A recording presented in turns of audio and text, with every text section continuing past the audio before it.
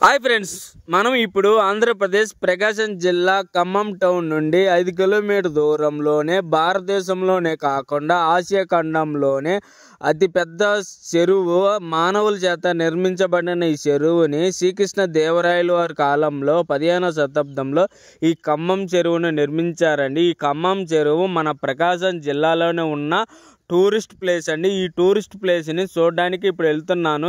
ఈ వీడియోను పూర్తిగా చూడండి. ఎవరైనా కొత్త వాళ్ళు చూస్తుంటే పల్లెటూరు పిల్లల యూట్యూబ్ ఛానల్ని సబ్స్క్రైబ్ చేయండి. మనం వీడియోలోకి వెళ్ళిపోతాం పదండి.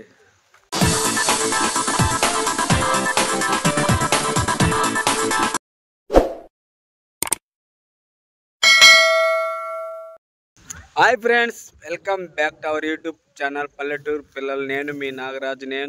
హాయ్ ఫ్రెండ్స్, మనం ఇప్పుడు ఆంధ్రప్రదేశ్ ప్రకాశం జిల్లా ఖమ్మం టౌన్ నుండి 5 కిలోమీటర్ దూరంలో మానవుల చేత నిర్మితమైన భారతదేశంలోనే కాకుండా ఆసియా ఖండంలోని అతిపెద్ద చెరువు అయిన ఖమ్మం చెరువు చూడడానికి వెళ్తున్నాం. ఈ ఖమ్మం చెరువు మన ప్రకాశం జిల్లాలో ఉన్న బెస్ట్ టూరిస్ట్ ప్లేస్ అండి. ఈ ఖమ్మం చెరువు. ఈ ఖమ్మం చెరువుకి మనం వెళ్ళేటప్పుడు రోడ్ల సైడు అరటి తోటలు, పసుపు తోటలు, ప్రశాంతమైన వాతావరణంలో ఈ ఖమ్మం చెరువు ఉంటుందండి. ఒక్కసారి చూడండి ఎలా ఉందో.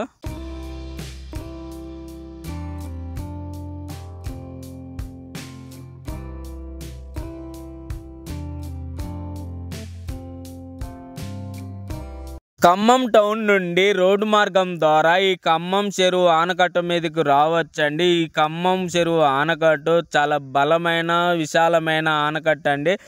ఒక్కసారి చూడండి ఈ ఆనకట్టు మీద ఎంత విశాలమైన ప్లేస్ ఉందో.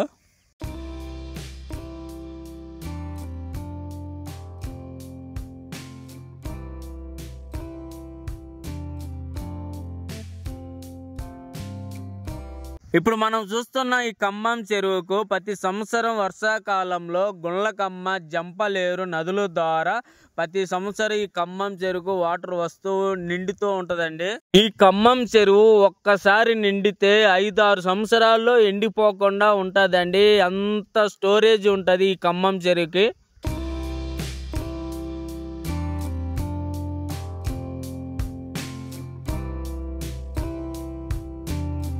ఈ ఖమ్మం చెరువు భారతదేశంలోనే కాకుండా ఆసియా ఖండంలోనే మానవుల చేత నిర్మించబడిన అతిపెద్ద చెరువు అండి ఈ ఖమ్మం చెరువు.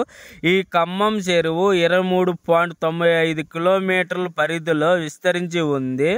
అంతేకాకుండా ఈ ఖమ్మం చెరువు 23 గ్రామాలలో 6,944 ఎకరాలకు సాగునీరు, అలాగే 2 లక్షల మందికి జనాభాకు తాగునీరు అందిస్తున్న గొప్ప ప్రాజెక్ట్ అండి ఈ ఖమ్మం చెరువు.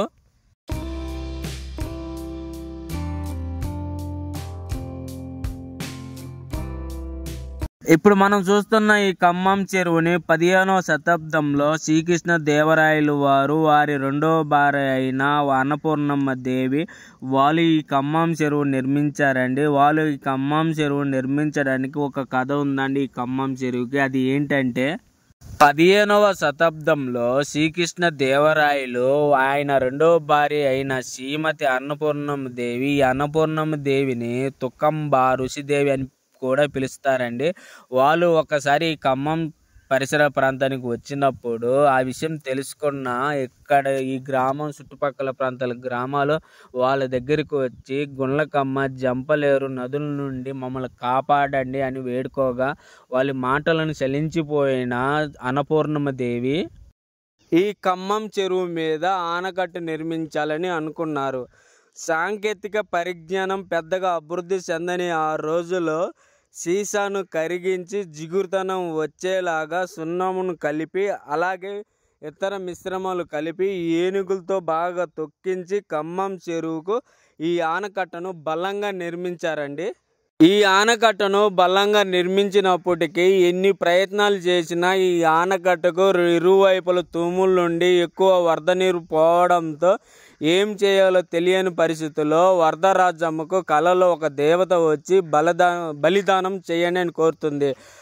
అప్పుడు చిన్న కమ్మడు, పెద్ద కమ్మడు అనే 2 కమ్మల పిల్లలని ఈ 2 తూములకి అడ్డంగా పెట్టి బలిదానం చేస్తారండి. అలా ఈ వరద నీరు ఆగిపోయి ఇక్కడ ఉన్న ప్రజలు ఆనకట్టకు బలిదానం ఇచ్చిన ఇద్దరి పేరు మీదుగా ఇప్పుడు ప్రస్తుతం ఉంటున్న ఈ ఖమ్మంను పెద్ద ఖమ్మం అని పిలుస్తారండి.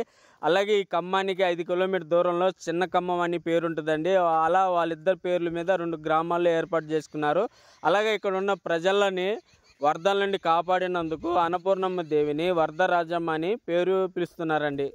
అలా ఈ ఆనకట్టు మీద శ్రీకృష్ణ దేవరాయలు వారు వారి భార్య అన్నపూర్ణమ్మ దేవిని వరదరాజమ్మగా పిలుస్తూ వాళ్ళ జ్ఞాపకార్థం ఈ ఆనకట్ట మీద విగ్రహాలుగా పెట్టారండి.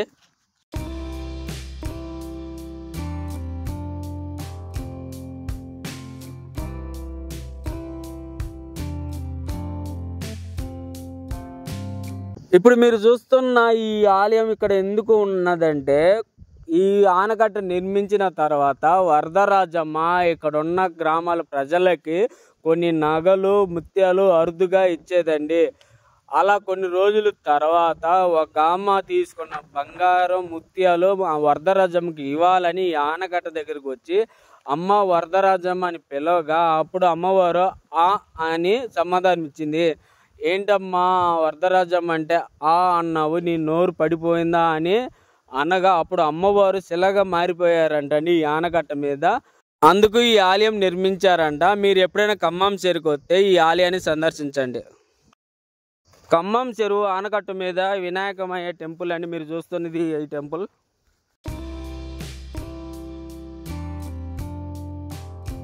ఈ వీడియోలో మీరు చూస్తున్నది ఖమ్మం చెరువు కట్ట మీద ఉన్న ఆంజనేయ స్వామి ఆలయం.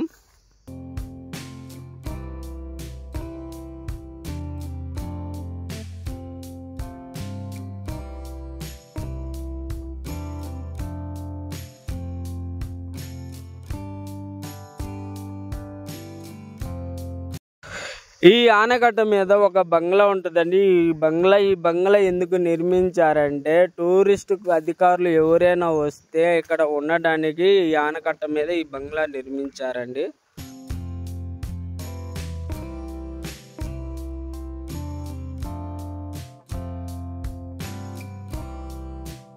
ఈ ఖమ్మం చెరువు నీటి సామర్థ్యం వచ్చి 3 TMCగా ఉండేదండి. చెరువులో మట్టి పూడిక ఏర్పడడం వల్ల 2 TMC వరకు సామర్థ్యం తగ్గిపోయింది.